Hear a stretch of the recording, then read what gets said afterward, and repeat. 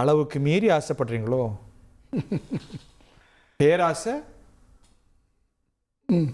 உங்களுக்கு தெரியாதா? பெரு இஷ்டமா இருக்கும்.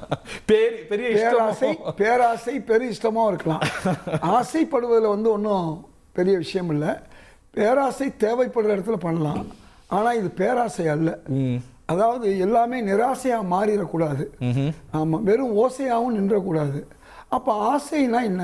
உங்களுக்கு எந்த அரசியல்வாதியும் துறவி கிடையாது. அரசியல் என்பது துறவரத்துக்கு நேர் எதிரானது. அரசியல்வாதிகள் 2 வகையினர்னு என் நண்பர் வலமுருஜான் அடிக்கடி சொல்வார். 2 வகையினர் அரசியல்வாதிகள். ஒன்று மோசமானவர்கள், மற்றொன்று மிக மோசமானவர்கள். எப்படி அரசியல்வாதிகள்? காங்கிரஸ் எந்த ரகம் நான் சொல்றேன். மோசமானவர்கள், மிக மோசமானவர்கள். அதையெல்லாம் தாண்டி நிக்கணுங்கிறது தான் மகாத்மா காந்தி வழியில வந்த தத்துவார்த்தவாதி. எனக்கு அதை புரிஞ்சுக்கிறதுக்கு கூட அனுபவம் கிடையாது. நான் நேரடியா கேட்கிறேன், அதிகார பகிர்வை கோர்ற இடத்திலையும் பலத்திலையும் காங்கிரஸ் தமிழ்நாட்டில் இன்னைக்கு இருக்கா? அதிகாரம் என்பது இன்றைக்கு எங்கே நீங்கள் எந்த மாநிலங்கள் எடுத்தாலும், எந்த கட்சியாக இருந்தாலும் 3 இடங்கள் வென்றவர்கள், 5 இடங்கள் வென்றவர்கள்லாம் அமைச்சர் பொறுப்பில் இருக்கிறாங்களா இல்லையா? ரொம்ப ரொம்ப சாதாரணமாக. அதனால் ஏன் இன்றைக்கி மத்தியில் இருக்கக்கூடிய என்டிஏல கூட 1-2-3 சீட்டு எம்பியாக இருக்கவங்களும் இருக்காங்க. இதெல்லாம் ஒரு காங்கிரஸ் ஆட்சியில் எத்தனையோ கட்சிகளுக்கு 4 இடங்கள் பெற்றவர்களுக்கு, 3 இடங்கள் பெற்றவர்களுக்கெல்லாம் மத்தியில் ஒன்றிய அரசில் காங்கிரஸ் இருக்கும் பொழுது நாங்கள் பதவி கொடுத்துருக்கோம். Sir, from the position of strength நீங்க டிமாண்ட் பண்ணலாம். அந்த ஸ்ட்ரெngth இன்னைக்கு உங்களுக்கு இருக்கா? பாருங்க, அதையும் நான் உங்களுக்கு சொல்லிடுறேன். அதாவது காங்கிரஸ் உடைய ஸ்ட்ரெngth என்னங்கிறது நீங்க 25 சீட்டை வச்சு கணக்கு போடக்கூடாது. 10 இடங்கள்ல பார்லிமெண்ட்ல நிற்கும் போது நாங்க 10% மேல எடுத்தோம். நல்லா புரிஞ்சுக்கணும். அது என்ன சொல்றாங்க, அது திமுகவுடைய பெருந்தன்மை. உங்களுக்கு 10 கொடுத்தது அதிகம். எவ்வளவு தொகுதியில கடைசியில யார் வேட்பாளர்னு தெரியாம வேட்பாளர் திமுகவோட உதவியால வேற ஏதாவது கூட்டணியில உங்களால 10 வாங்கி ஜெயிச்சிருக்க முடியுமா? இன்னைக்கு திரு மாணிக்கம் தாக்கூர் காங்கிரசும் திமுகவும் வலிமையான கூட்டணின்னு சொல்லிட்டு தான் அடுத்து கேட்கலாம். அது எல்லாரும் பேசுற யுக்தி தான் அது. நீங்க உங்களுடைய கேள்விக்கு நான் பதில் வேற மாதிரி கூட சொல்ல முடியும். ஆனா நியாயமா சொல்லணும். அதாவது காங்கிரசும் உதாரணமா சோறு ஆக்கணும்னா உங்களுக்கு 10 ரூபா தண்ணீரும் வேணும், 30 ரூபா அரிசியும் வேணும். நான் ரொம்ப சிம்பிளா சொல்றேன். ரொம்ப நிறைய தண்ணி ஊத்திட்டா குழஞ்சிரும் சோறு, அது கஞ்சி ஆயிடும். கஞ்சியையும் மக்கள் சாப்பிடுறாங்க, குழந்தையாலும் சாப்பிடுறாங்க. எது சுவையா இருக்குன்னு பார்க்கணும். எது உப்பு போட்டா பிரியாணி செய்ய ஆரம்பிச்சு கஞ்சி ஆக்கிட கூடாது. உப்பு போட்டா எல்லாம் சுவைதான் சார். எங்களுக்கு உப்பாக பல கட்சிகள் கூட இருக்காங்க. எல்லாம் கவலைப்பட வேண்டியதில்லை. திரு விசிகே திருமாவளவன் இல்ல, எல்லாமே அளவா இருக்கணும். உப்பு நிறைய போட்டாலும் கரிச்சிரும். ஒண்ணு கவலையே பட வேணாம். எங்களை பொறுத்தவரை இன்றைக்கு வலிமையான ஒரு கூட்டணி. இந்த கூட்டணியை தகர்ப்பதற்கு எந்தெந்த வகையில சிலர் முயற்சி செய்ய, யார் வேலை பார்க்கறா? எதிராக உள்ளவங்கலாம் வேலை பார்க்குறாங்க. ஆதரவுன்னு நினைக்கிற திமுகவுக்கு ஆதரவு அளிக்கக்கூடியவர்கள் காங்கிரஸுக்கு ஆதரவாக இருக்கக்கூடிய சொல்றவங்க கூட எங்க 2 பேருக்கு இதில் இதை உருவாக்குறாங்க. நான் சொல்றது எதிர்கட்சிகள் மட்டுமல்ல. வெறுவாயிலையா அவல் போடுறீங்க? நாங்கள் ஏன் அவள் போடணும்? நாங்கள் அரசியல் செய்கிறோம். அரசியல் பண்ணும்பொழுது இதெல்லாம் எங்களுக்கு இடம் கூட கொடுங்கன்னு நாங்கள் மட்டும் கேட்கல. திருமாவளவன் அவர்கள் கேட்டார்கள், கம்யூனிஸ்ட் கட்சிகள் கேட்டிருக்கு. ஏன் முஸ்லீம் லீக்கு எங்களுக்கு 15-16 இடம் வேணும்னு கேட்டிருக்கு. உள்ள கேட்பாங்க, வெளில கேட்பாங்களா? தொடர்ந்து மாற்றி கேட்பாங்களா? உள்ளேயும் கேட்குறாங்க, வெளியும் கேட்குறாங்க. உங்கள் ஊடகத்தில் வந்ததை தான் நான் சொல்ல வர்றேன். அதனால் முடிவு எடுக்கக்கூடிய இடத்துல இருப்பவர்கள் யார்? திரு ராகுல் காந்தி அவர்களும் இன்றைக்கு தமிழக முதல்வர் ஸ்டாலின் அவர்களும். இவங்க 2 பேரும் சேர்ந்து எத்தனை இடம்னு முடிவு பண்ணாலும், அல்லது அமைச்சர்கள் முடிவு பண்ணணும். அதுக்கு முன்னாடி ஏன் இவ்வளவு பேச்சு? கேட்காம எப்படி? அதாவது அழுத உள்ளதான் பால் குடிக்கும், அழுத உள்ளதான் பால் குடிக்கும் சொல்லுவாங்க. கேட்கறது ஒன்றும் தவறு கிடையாது. இந்த நிலைமையை பொறுத்தவரை காங்கிரஸ் திமுக கூட்டணியுடைய வலிமையை குறைப்பதற்கு எல்லாரும் பேசுறாங்க. ஏன் நம்ம திரு அமித்ஷா வந்தாரு, அவர் என்ன சொல்றாரு? ஆட்சிங்கிறாரு. அதாவது கனவு காங்கலாம், பகல் கனவு காங்கலாமா? அமித்ஷா அவர்களை பார்த்தாலோ திரு மோடி அவர்களை பார்த்தாலோ இன்னைக்கு தமிழக மக்கள் அவங்க மேல என்ன எண்ணத்தை வச்சிருக்காங்க? 15 லட்சம் ரூபா போடுறோம்னு சொன்னாங்களே, மோடி அவர்கள் சொல்றாரு இவர் ஜும்லாங்கிறாரு. யாரு? அமித்ஷா ஜும்லாங்கிறாரு. அப்ப நீங்க பல பொய்களை சொல்லி நீங்க ஆட்சிக்கு வந்து பின்னோக்கி கொண்டு போற விவாதத்தை நான் இதை அனுமதிக்கல. நான் எதுக்கு சொல்ல வரேன்னா, நாங்க 56 ரூபாய் இருக்க டாலரை 30 ரூபாய்க்கு கொண்டு வரோம். நாங்க அது நல்லா பேசுவோம் வேற விவாதத்துல. 400 ரூபாய்க்கு விற்கக்கூடிய கேஸ 200 ரூபாய்க்கு சொன்னாங்க. நம்ம தலைப்புக்கு வந்துருவோம். அதனால அமித்ஷா யாருன்னு தமிழக மக்களுக்கு தெரியும். அதனால அமித்ஷா கனவுகளை பற்றி தமிழக மக்களுக்கு தெரியும். அவர் எந்த கட்சியில கூட்டணி சேர்ந்தா அந்த கட்சியோட நிலைமை எவ்வளவு மோசமா போகும்னு எல்லாருக்கும். யார் சார் பேராசைப்படுற ஸ்ரீராம் சார்? காங்கிரஸா பிஜேபியா இல்ல ரெண்டு பேரும் அளவுக்கு மீறி பஞ்சிங் அபவுட் த வெயிட் செய்றாங்கன்னு நினைக்கிறீங்களா? என்டிஏ கூட்டணி ஆட்சின்னு அமித்ஷா சொல்வதும், இங்க வந்து மந்திரி சபையில எனக்கு இடம் வேணும்னு காங்கிரஸ் சொல்வதும், இது நியாயமான டிமாண்ட்ஸா இல்ல ஒரு பேர யுக்தியா இல்ல தகுதிக்கு மீறின ஆசையா as of now? அனைவருக்கும் வணக்கம். முக்கியமா நான் பேச விரும்புவது என்னன்னா, ஒரு அரசியல்ல இந்த நான் இதயத்துல்லாவோட ஒரே ஒரு விஷயத்துல ஒத்து போறேன். கொஞ்சம் சத்தம் போட்டாதான் ஏதாவது வந்து 20 சீட்டு கொடுத்தத 15ஆவது கொடுப்பாங்க.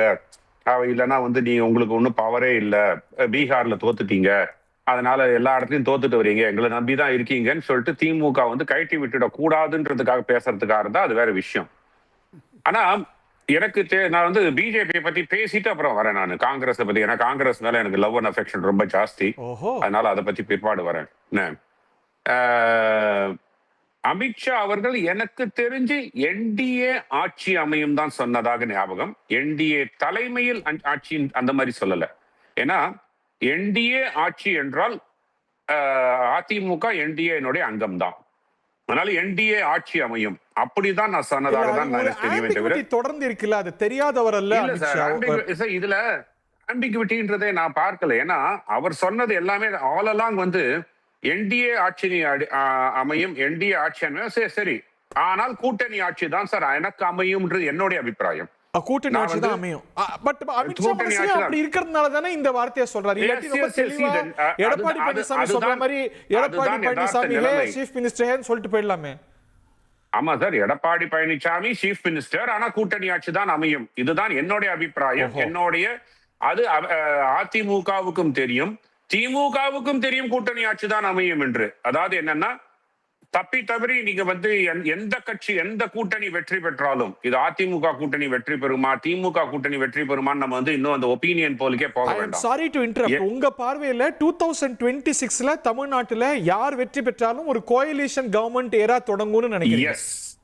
எஸ், இது வந்து ஒரு பாத் பிரேக்கிங் ஃபார் தமிழ்நாடு. இது வரைக்கும் தமிழ்நாட்டு அரசியலில் நடந்திராத ஒரு சம்பவமாக கூட்டணி ஆட்சி தான் வென்றாலும் கூட்டணி ஆட்சி தான் அமையும். அது கட்சிகளோட அபிலாஷைகளா இருக்கலாம், அது எப்படி ரியாலிட்டி கட்சிகள் அதாவது என்னன்னா, அதிமுகவோ திமுகவோ என்னுடைய இதுவரைக்கும் நடந்த, அதாவது டிசம்பர் மாதத்து வரைக்கும் எனக்கு கிடைத்த தகவல் படி, டேட்டாக்கள் படி, அதிமுகவோ திமுகவோ தனி பெரும்பான்மையாக 117 தாண்டுவதற்கு வாய்ப்பில்லை. அப்போ கூட்டணி ஆட்சியாகத்தான் அமைக்க வேண்டிய கட்டாயம் அதிமுக வென்றாலோ திமுக கூட்டணி வென்றாலோ இருவருள் யாராவது ஒருவரும் கூட்டணி ஆட்சி தான் அமைக்க வேண்டிய கட்டாயம். அந்த விஷயத்துல ஸ்கில்ஃபுல்லான ஆட்கள், அவங்க வந்து தேவையான எண்ணிக்கையில நின்னுடுவாங்க, கூட்டணி கட்சிகளுக்கு குறைத்து கொடுப்பாங்க. அந்த ஸ்கில் அவங்க கரகண்டவங்க இல்லையா? அது அவங்களால அவாய்ட் பண்ண முடியாது அவங்க ராஜ்யத்தால. இந்த எலெக்ஷனை பொறுத்த வரைக்கும் இரு பக்கத்துக்குமே ஒரு மிகப்பெரிய ஒரு சவால் இருக்கு. ஒன்று, let's take ADMK alliance. ADMK alliance பொறுத்த வரைக்கும் வின் பண்ணியாக வேண்டிய கட்டாயம். ஏன்னா இல்லைன்னா வந்து படு தோல்விகளை சந்தித்து வருகிறதுன்ற ஒரு விமர்சனம் வந்து அதிமுகவுக்குள் மிகப்பெரிய ஒரு குழப்ப நிலை ஏற்படும். அதனால எடப்பாடி பழனிசாமியும் அதை மிக தெளிவாக உணர்ந்திருக்கிறார்.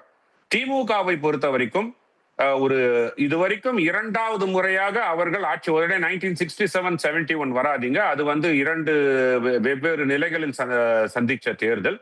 இருந்தாலும் அவர்கள் தனித்துவமாக நின்று இதுவரைக்கும் அவர்கள் 2வது முறை ஆட்சிக்கு வந்ததாக சரித்திரமும் கிடையாது. சோ இது ரெண்டுமே கம்பல்ஷன் இருக்கு. And DMK is carrying a huge baggage of anti-incumbency, severe anti-incumbency. இதுல 3வதாக வரக்கூடிய ஒரு சிக்கல் என்னன்னா, தாவேகா வந்து ஓட்டுகளை பிளக்கிறார். நான் எந்த பக்கம் ஓட்டுகளைன்றது நான் வந்து விலாவாரியா இப்ப பேச வேண்டாம், அது வந்து டாபிக்கும் கிடையாது. சோ ஓட்டுகளை பிளக்கிறான்ற போது இரு அணிகளுக்குமே இருக்கக்கூடிய கம்பல்ஷன், மிகப்பெரிய ஒரு கம்பல்ஷன் என்னன்னா, உங்களுக்கு கூட்டணி ஆட்சி அமைக்க வேண்டும் என்ற ஒரு கம்பல்ஷன் இருக்கு. அப்போ சில சீட்டு பேரங்களில் சில விஷயங்களை சார் விட்டு அந்த கொடுத்தாக போஸ்ட் போல்ல வேண்டிய தானே சார் டிசைட் ஆகணும். இப்போ வந்து காங்கிரஸ் சார், இப்போ pre-poll கூட்டணி லயே ஆட்சி இல்ல, இப்ப பேசுறதோ இல்ல அமித்ஷா அவன் இப்ப பேசுறதோ அதுக்கு அந்த கூட்டணியோட கோஹெஷனையும் அங்க ஒரு குழப்பத்தையும் அதிகரிச்சிடு இல்லையா? அதாவது ரெண்டு சைட்லயும் நம்ம பார்க்கும் போது ஹரி, நான் அங்கதான் நான் வந்து ஒரு வித்தியாசத்தை பார்க்கிறேன். அமித்ஷா அவர்கள் என்டிஏ ஆட்சி அமையும். சப்போஸ் ஒரு ஹைப்போதெட்டிக்கல் சிச்சுவேஷன் அதிமுக தனிப்பெரும்பான்மை பெறுகிறதுன்னு வச்சுப்போம், அவர்கள் என்டிஏ கூட்டணியில் இருக்கிறாங்க, என்டிஏ ஆட்சி அமைகிறதுன்ற ஒரு ஸ்டேட்மெண்ட் உண்மையாகும். ஓகே, ஆனால் என்டிஏ ஆட்சி அமையும் தான் சொல்றாரு. ஆனா காங்கிரஸ் இந்த பக்கத்துல என்ன சொல்றாங்க, கூட்டணியில் எங்களுக்கு பங்கு வேண்டும். திருமாவளவன் என்ன சொல்றாரு, ஆட்சியில் பங்கு வேண்டும். ஆனா திருமாவளவன் இந்த தேர்தல்ல வலியுறுத்தலன்னு அனௌன்ஸ் பண்ணிட்டாரு. அது எங்க இலக்கு. பட் இன்னைக்கு இந்த எலெக்ஷன்ல we are not for it. அதான் சார் அவர் சொன்னாரு, சொல்லிட்டு அதுக்கப்புறம் அவர் பின் வாங்குறாரு, திருப்பியும் சொல்வாரு, திருப்பியும் பின் வாங்குவாரு. ஒரு பேரத்துக்காக நடக்கும். ஆனா காங்கிரஸை பொறுத்த நான் சொன்ன ஆரம்பத்திலே எனக்கு வந்து காங்கிரஸ் மேல ஒரு மிகப்பெரிய அபிமானம் உண்டு, லவ் அண்ட் அஃபெக்ஷன் உண்டு. அது ரொம்ப ஜாஸ்தியா இருக்கு. அதை பேசிடுறேன் நான். ஓகே, அதாவது ரஷித் கிட்வா என்று ஒரு ஜேர்னலிஸ்ட் வந்து ஒரு ஆர்டிக்கல் எழுதியிருந்தார். நான் என்னுடைய யூகம் கிடையாது, இதை பத்தி ஒரு நேஷனல் லெவல்லையும் வந்தது. அவர் காங்கிரஸ் ரொம்ப ரெகுலரா ஃபாலோ பண்ற, உன்னிப்பா ஃபாலோ பண்ற ஒரு ஜேர்னலிஸ்ட். உன்னிப்பா ஃபாலோ பண்ற ஜெய் ஜெகத் கேங் இன் காங்கிரஸ் இப்படி என்று சொல்லக்கூடிய ஒரு ஜெய் ஜெகத் கேங். இந்த ஜெய் ஜெகத் கேங் வந்து தமிழ்நாட்டிலும் மிகப்பெரிய அளவுல இருக்கு. அவர்களுக்கு திமுகவுடனான கூட்டணி இந்த முறை தேவையில்லை. தாவேகாவுடன் ஒரு கூட்டணியை முயற்சி செய்து பார்க்கலாம். வர்ஸ்ட் கேஸ் சினாரியோ, ஏன்னா நான் எப்படி 2024 போது நான் பல விவாதங்கள்ல சொன்னேன், பாஜக தனித்து நிற்க வேண்டும் தமிழ்நாட்டில். ஏனென்றால் it's a no risk election for BJP in Tamil Nadu. ஆனால் அதே மாதிரி காங்கிரஸ்க்கு இது நோ ரிஸ்க் எலெக்ஷன். அவர்கள் ஆட்சி அமைக்க போறது கிடையாது. சோ ஒரு பலத்தை டெஸ்ட் பண்ணுவதற்கு உண்டான ஒரு நோ ரிஸ்க் எலெக்ஷன். இந்த முயற்சி தான் பிரவீன் சக்கரவர்த்தி போன்றவர்களோ இல்ல மாணிக்கம் தாக்கூர் போன்றவர்களோ. சார் இன்னைக்கு வந்து காங்கிரஸுக்கு தேசிய அளவுல இருக்கக்கூடிய ஒரு மோஸ்ட் ரெஸ்பெக்டபிள் ஆலையா, அவங்களுக்கு நாடாளுமன்றத்துல பலம் சேர்க்கக்கூடிய ஆலையா திமுக இருக்கு. இன்னைக்கு பிரிஞ்சுட்டாங்க அப்படின்னா Congress will be isolated nationally. அவங்களுக்கு வேற யார் வந்து ஒரு பலமான ஆலை இருக்காங்க? they are isolated already. 2029 வரும்போது திமுக வந்து காங்கிரசுக்கு எந்த விதமான ஒரு மரியாதையை கொடுக்கும் என்றால், ஏன்னா காங்கிரஸை பொறுத்த வரைக்கும் அவர்களுடைய இன்டர்னல் கால்குலேஷன் இருக்கு. நான் தான் சொன்னேன், தாவேகா எந்த விதமான ஓட்டு பிரிப்புகளை பிரிப்பார்கள் என்பதை நாம் வந்து பேச வேண்டாம்னு பார்த்தேன். உதாரணமா நான் பல விவாதங்கள்ல சொல்லியிருக்கேன், கன்னியாகுமரி மாவட்டத்தில் காங்கிரஸ் ப்ரோ காங்கிரஸ், நான் மைனாரிட்டினே வரல சார், ப்ரோ காங்கிரஸ் ஓட்டுன்னு பேசுறேன். நான் வந்து அது வந்து மெஜாரிட்டி இந்துக்கள் அவர்களுக்கு ஓட்டு போட மாட்டாங்கன்னு சொல்ல, ப்ரோ காங்கிரஸ் ஓட்டுகளை அவர் மிகப்பெரிய அளவுல பிரிக்கிறார் கன்னியாகுமரியில. சோ காங்கிரஸ் இருக்கக்கூடிய 5% 6% ஓவரால் தமிழ்நாட்டினுடைய ஸ்ட்ரென்த்ல மெஜாரிட்டி வருது வந்து உங்களுக்கு கன்னியாகுமரி மாவட்டத்துல இருந்து. மன்னிக்கணும், அவர் தாவேக்காவங்க நாங்க யோசிச்சு கூட பார்க்க மாட்டாங்க, கற்பனையில கூட இல்லைன்னு சத்தியம் பண்ண வராரு. அப்படித்தானே? அவதுங்க சொல்றேன், அதுல நியாயமா தாவேகா வந்து யாருடைய வாக்குகளை பிரிக்குதுன்னா அது விட்டுருவோம் சார். நீங்க சத்தியமா போக மாட்டீங்க தானே? நிச்சயமா, அதுல சந்தேகமே இல்லை சார். 100க்கு 100 2026 தேர்தலில் திராவிட முன்னேற்ற கழகத்தோட தலைமையிலான கூட்டணியில தான் தமிழ்நாடு காங்கிரஸ் இருக்கிறது, இருக்க வேண்டும். மூணும் சொல்றேன் நான், அதுக்கு நீங்க புரிஞ்சு கொள்ளணும்.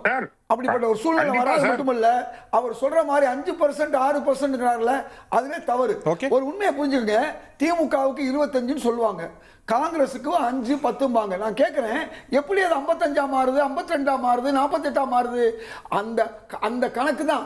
நீங்க 25 கெமிஸ்ட்ரி, திரும்ப திரும்ப சொல்றேன், 25 சீட் இருக்கும்போது நாங்க 5% வருவோம், 10 சீட் பாராளுமன்றத்தில் நிற்கும் போது நாங்க 10% வர்றோம், 50-60 சீட்டுக்கு மேல நிற்கும் போது நாங்க 10% மேல வர்றோம். அதே 20 பாராளுமன்றத்தில் காங்கிரஸ் நிக்குதுன்னு வச்சுங்க, நாங்க 20% மேல வருவோம். நான் தமிழ்நாட்டை நான் தேர்தல் தமிழ்நாட்டில் தேர்தலில் 89 நிற்கும் போது 20 விழுக்காடு காங்கிரஸ் எடுத்துச்சு. எப்ப மும்முனை போட்டி, அது இன்னும் சொல்ல போனா 4 முனை போட்டி. நான் மட்டும் 22% சேப்பாக்கம் தொகுதியில் எடுத்தேன். அப்ப அதிமுகவோட 5000 ஓட்டு கூட எடுத்தேன். அதனால காங்கிரஸ் அண்டர் எஸ்டிமேட் போடாதீங்க. அன்றைய முதல்வர் கலைஞருக்கும் நல்லா தெரியும் காங்கிரஸ் கூட இருந்தா எவ்வளவு பெரிய பலம் என்பது தெரியும். அதனால திரும்ப திரும்ப பல பேர் காங்கிரஸை பொறுத்தவரை 20 விழுக்காடு இன்னைக்கு மக்கள் செல்வாக்கு.